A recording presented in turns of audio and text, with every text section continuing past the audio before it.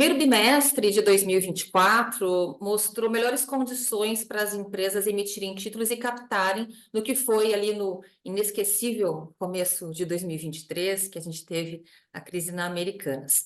Para comentar sobre os fundos de crédito privado nesse início de ano e também perspectivas para a Bolsa, para a renda variável, eu converso agora com o Igor Cavaca, que é da Asset Management Warren, que é a recém-lançada gestora de fundos da plataforma Warren. A gente vai conversar um pouquinho sobre essa mudança lá no grupo. Eu sou Carlos Cotorno, jornalista da Agência Estado, e começa então agora o programa Cabeça de Gestor desse 27 de fevereiro de 2024. Igor, obrigada aí por ter aceitado o nosso convite. Como que foi esse início de ano para o crédito privado? A Warren tem renda variável, tem renda fixa, mas é muito forte em renda fixa, crédito privado, mapeia muito esse segmento, né? Queria te ouvir, por favor. Não, perfeito, Carlos. Prazer estar batendo papo com vocês, com os telespectadores também. É o que a gente viu, tá? Acho que 2023 foi um ano bastante interessante quando a gente olha para o mercado de crédito, né? Porque a gente foi um ano difícil. A gente teve uma série de eventos de crédito acontecendo. A gente começou lá em janeiro, então já em janeiro a gente já teve um evento que foi a questão das lojas americanas, e dali em diante a gente vai ver uma série de... aquele evento transborda para outros ativos. A gente vai ver Light, vai ver Marisa, vai ver uma série de outras empresas ali que passaram um sufoco naquele momento, e ao longo do ano também. Então, no final do ano, a gente vai ter de novo, por volta ali de outubro, a gente tem mais uma certa turbulência em si no mercado de crédito, tem Braskem no final do ano. Então, foi um ano aí onde a gente viu o crédito sofrer bastante, mas também é nesses momentos que a gente vê também oportunidades, tá? Felizmente, a gente tem uma estratégia hoje que a gente opera uma série de mercados no mercado de crédito.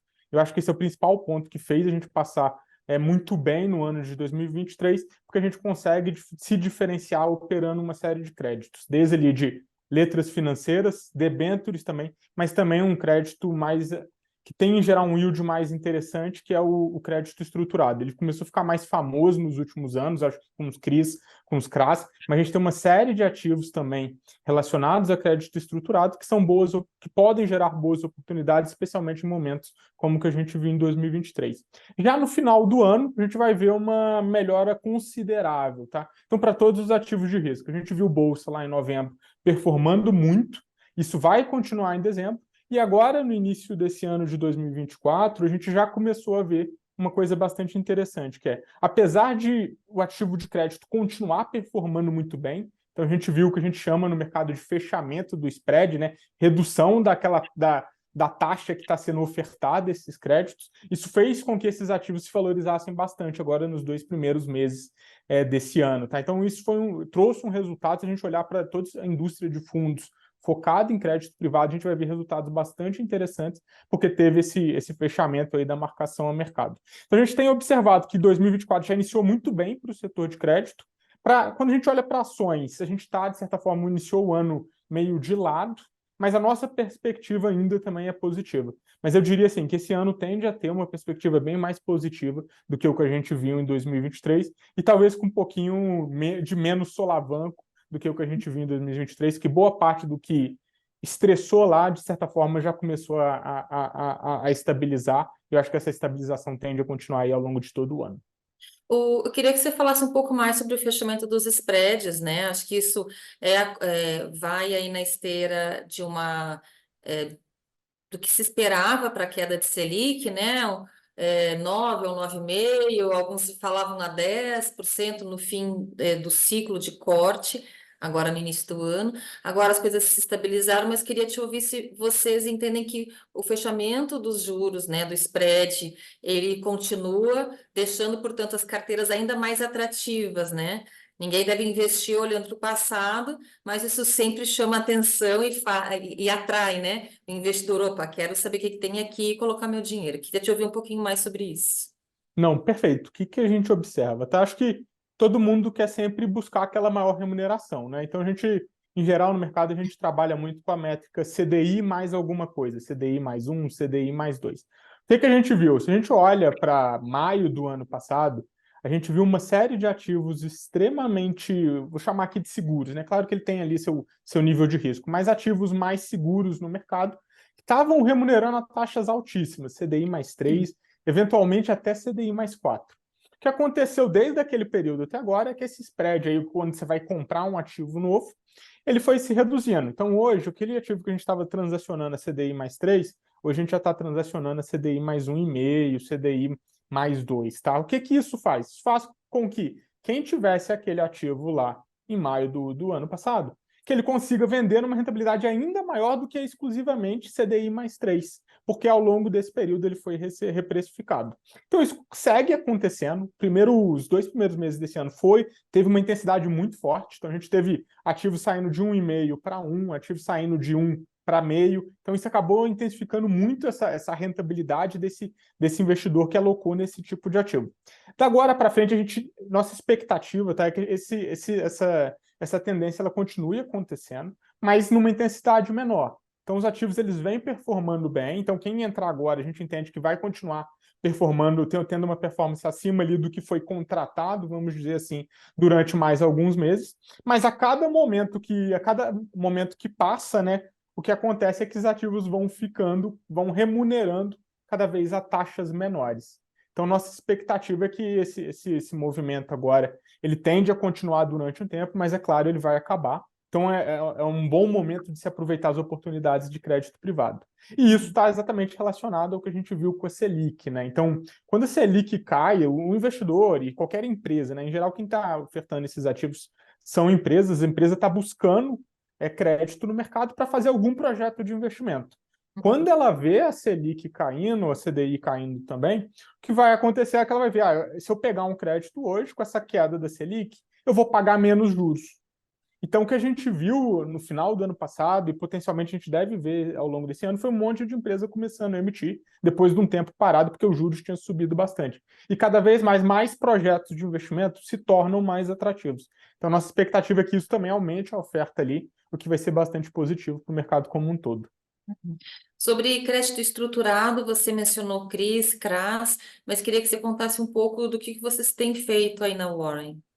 Perfeito. Assim, o crédito estruturado, a gente tem uma série de leis e regulamentações que trazem um certo incentivo, especialmente quando a gente está olhando para CRI e para CRA, para investidor pessoa física, mas como a gente é fundo e a gente trabalha com uma estrutura multimercado, né, que pode consumir diversos tipos de crédito, a gente acaba não pegando esse benefício. Então a gente foca aqui dentro num crédito que a gente chama que são os FDICs, que são os fundos de direito creditório. Eles são também produtos estruturados que pagam, em geral, um yield mais alto, porque eles não têm esse incentivo, mas também que operam do mesmo formato de um CRI ou um CRA, mas com lastros diferentes. Então, a gente opera aqui, é muito comum, a gente tem hoje uma estrutura no mercado que é muito conhecida, que é a operação onde a gente utiliza o lastro de crédito consignado. Então, o banco ele oferece o crédito consignado a um determinado investidor e ele faz isso para uma série de investidores. O que acontece é que para ele conseguir otimizar a estrutura de remuneração do investidor dele, ele acaba vendendo uma parte desses créditos. E os FDICs que a gente consome são exatamente isso. Eles compram esses lastros, esses créditos consignados, que trazem uma remuneração bastante atrativa para o investidor. Então a gente faz nos nossos fundos, nosso fundo Warren Ventus, que é o nosso flagship, que tem exatamente essa composição. Consumimos um pouco de crédito de letra financeira, de crédito bancário, mas também um pouco do crédito estruturado. Por quê? Porque o crédito estruturado ele traz um yield, uma remuneração mais alta do que a gente vai ver no crédito corporativo, nas debêntures, ou no crédito bancário com as letras financeiras. Agora, aqui não é, quando a gente fala de FGTS, não é um desafio, porque houve uma discussão no ano passado de não ter mais o saque aniversário. Como é esse cenário aí para vocês? Como vocês veem essa área de negócio, né? Então, o saque aniversário é um outro tipo de ativo que surgiu no mercado nos últimos 2 anos, tá? Esse, de fato, é uma discussão quando a gente olha para o crédito estruturado, né? E especialmente quando ele está relacionado a algum nível governamental, a principal discussão que a gente tem dentro de casa é exatamente o que a gente entende da legislação, o potencial que o governo pode mexer nessa legislação e quais seriam os potenciais impactos dentro da estrutura que a gente está observando, tá? O FGTS é um crédito que a gente tem olhado, é uma oportunidade que a gente observa aí que tem acontecido no mercado, mas de fato isso de uma potencial movimentação, potencial alteração da legislação, é de fato um risco regulatório que a gente tem aí quando a gente está olhando para esse tipo de ativo. Sim. Eu queria falar um pouco sobre bolsa. A gente viu agora nas últimas semanas a bolsa voltando ali para os 130 mil pontos. A gente deve ir num crescente ou tem fatores que estão aí no cenário de vocês que podem colocar em risco uma curva ascendente do Ibovespa? Perfeito. Assim, entendo que a gente deu uma estabilizada, a gente subiu muito nos últimos 2 meses desse ano. Então, é comum, se a gente olhar para o histórico do mercado, tá? Passar por um tempo que a gente chama de consolidação, que é o mercado entendendo exatamente se vai continuar nessa tendência mais alta ou potencialmente reverter. Então, a gente está nesse momento, se a gente olha para os 2 últimos meses, um momento aí de mais consolidação do Ibovespa. Por outro lado, quando a gente olha para fora, a gente está vendo as bolsas voando, tá? Então, a gente vai ver a S&P 500, que é uma bolsa que sofreu muito no último ano, no final de 2022 e retornou em 2023, e agora ele continuou com essa tendência ascendente, né? Muito relacionado ao que a gente está vendo nos juros. Então, bolsa e juros são inversamente correlacionados. Se juros sobe, em geral, bolsa vai cair. Se juros cai, em geral, bolsa vai subir. E boa parte do movimento que a gente viu em 2023 foi exatamente isso: o mercado precificando que os juros do Estados Unidos vai cair. A gente já está fazendo esse movimento, então a gente também teve essa reprecificação na nossa bolsa. E agora o que a gente está esperando é como isso vai se comportar daqui para frente, né? O que a gente vê do lado do Brasil, assim, a gente tem observado que a economia ela vem performando levemente acima do que a gente vinha trabalhando. E os juros, ele está nessa tendência de queda aí, que a gente entende que vai chegar ao final de 24 em 9,5 e 9. Isso são fatores positivos para a Bolsa subir. Pelo outro lado, quando a gente olha para o lado fiscal, a gente tem um sinal de alerta ali, que talvez seja hoje a principal discussão no mercado. A gente já não trabalha mais com déficit zero para 2024, que era a principal discussão que a gente teve em 2023, mas a nossa visão, assim, a gente já está esperando um déficit, mas se for um déficit menor do que o esperado, a gente acha que bolsa vai subir. E a nossa probabilidade para esse cenário é um pouquinho mais alta, tá? Então, a gente está positivo com bolsa, a gente está positivo com ativo de risco para 2024, principalmente porque a gente está vendo lá fora também realizar aí uma economia, um soft land da economia norte-americana e efetivamente aqueles juros tão altos, ele talvez reverta mais rápido do que o mercado vinha precificando no final do ano passado. Na bolsa americana, acho que isso tem uma alta forte com alguns expoentes aí de tecnologia, por exemplo, então coloca alguns índices nos highs. E aqui na bolsa brasileira, quais segmentos, quais empresas que vocês acham que são as empresas da vez e que têm aí um potencial de alta? Então, o que a gente tem observado, tá assim, Petrobras foi uma empresa que a gente ganhou muito dinheiro no último ano. A gente está ainda um pouco bastante posicionado em commodities, tá? Acho que commodities agora no início desse ano o preço começou a sofrer um pouquinho, mas numa potencial melhora da economia global, acho que a gente pode continuar performando bem. Banco foi um setor muito bom para 2023, ainda que a gente observe os juros caindo, tá? Em geral, é um setor que ele performa bem também nesses movimentos de alta. Por quê? Porque apesar dos juros cair, a gente consegue ofertar mais crédito. A economia crescendo também, isso acaba incentivando. Então, é um setor que a gente gosta de se posicionar também, especialmente agora em bancos menores, tá? Suzano é uma empresa que a gente carrega na carteira também, que a gente entende que é um setor que pode se beneficiar desse momento. E à medida que a gente for observando uma melhora dos ativos de risco, a gente tende também a pegar setores um pouquinho mais voláteis, tá? Então, às vezes, o setor de consumo, que é um setor difícil e mais complexo, a depender do momento que a gente observar, pode ser um setor que vai entrar na carteira, exatamente porque ele é bastante sensível a juros. Construção civil também. Então, são setores aí que, caso a gente observe de fato a execução total dessa queda de juros e uma melhora consistente aí da economia, são setores que a gente pode vir a entrar no futuro. Olhando um retrato da carteira hoje, quantos por cento está em commodity, quanto que está em bancos médios, acho que é isso que eu entendi. Como é que está esse retrato, essa fatia, essa pizza aí da carteira? Hoje a gente está aproximadamente ali 35% em commodities, tá? E quando a gente olha para o setor bancário, a gente está falando de 20%, onde em torno ali de 10% está alocados em bancos menores e instituições financeiras e outras instituições de serviço financeiro. Uhum.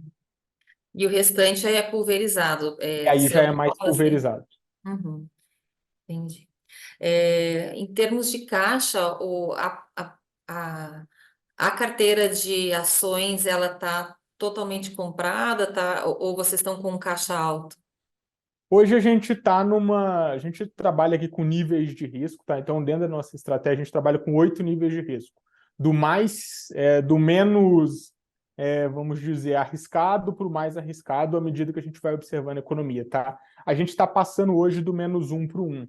Então, a gente está saindo de um perfil mais neutro da nossa classificação de risco para um nível mais tomador. Então, a gente entende que a gente vai começar a tomar mais risco se a economia continuar performando bem e o mercado também como um todo.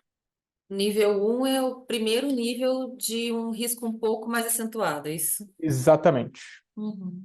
Então é um otimismo bem cauteloso, né, Igor? A gente sempre foca muito aqui na preservação de capital, tá? Então, todo o nosso pensamento, toda a nossa filosofia de investimento, ela parte do princípio que é mais importante eu não perder do que eu ganhar e correr o risco de perder, tá? Porque ao longo do tempo, o que a gente observa, tá, é que as perdas elas impactam mais um portfólio do investidor do que os ganhos. Porque se a cada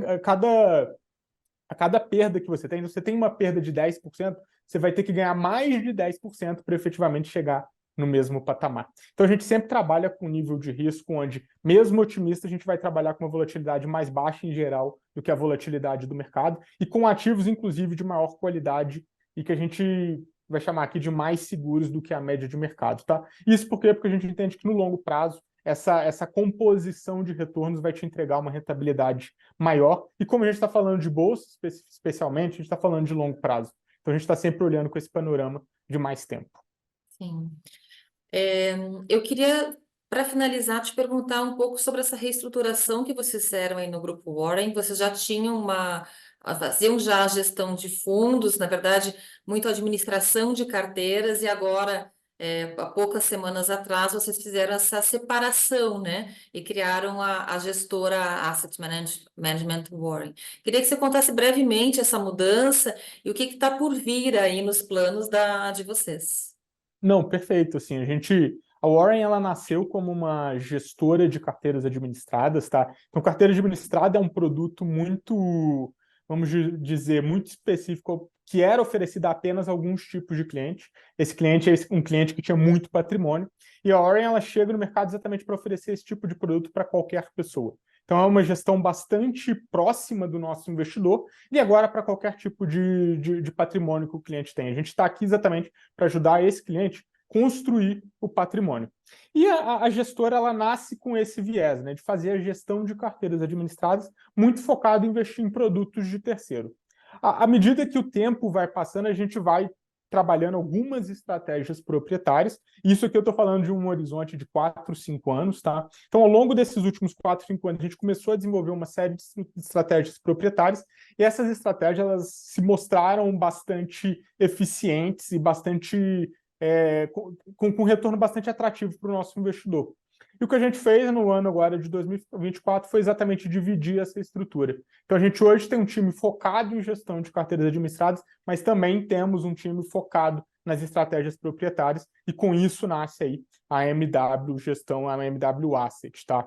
E o time de alocação segue então alocando nos nossos produtos e a gente segue com esse horizonte também buscando disponibilizar os nossos produtos numa série de outros distribuidores. Então, antes o nosso produto ele era exclusivamente aqui para o investidor que estava atrelado ao Warren. Agora, com essa mudança, a MW ela vai poder distribuir em todos os distribuidores e qualquer pessoa aí na sua casa de distribuição vai poder consumir um produto nosso. Hoje vocês estão com 1,5 bi de total subgestão, é isso?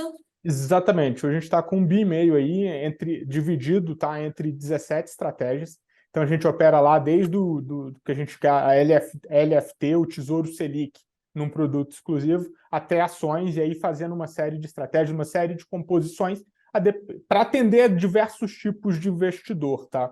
E a gente está hoje com 1,5 bi sobre gestão, e a nossa ideia é que a gente chegue aí com essa expansão que a gente espera, com a expansão de distribuição também, chegar a 3 bi no final de 2024. Então, é um crescimento bastante acelerado, mas a gente já fez isso aqui antes, então Para quem a gente triplicou o nosso PL aí nos últimos 3 anos, então a gente vem construindo muito essa velocidade de captação, e isso, claro, atrelado à rentabilidade e retorno risco que a gente vem entregando para o nosso investidor. Maravilha. Vamos conversar então no fim do ano para a gente ver como é que foi esse 2024 aí para a Warren. Muito obrigada pela entrevista, viu, Igor? Com certeza, eu que agradeço, Carla. A gente encerra aqui então o programa Cabeça de Gestor. O apoio técnico foi do Cláudio da Luz, que é da TV Estadão, e a gente se vê no próximo programa. Até lá.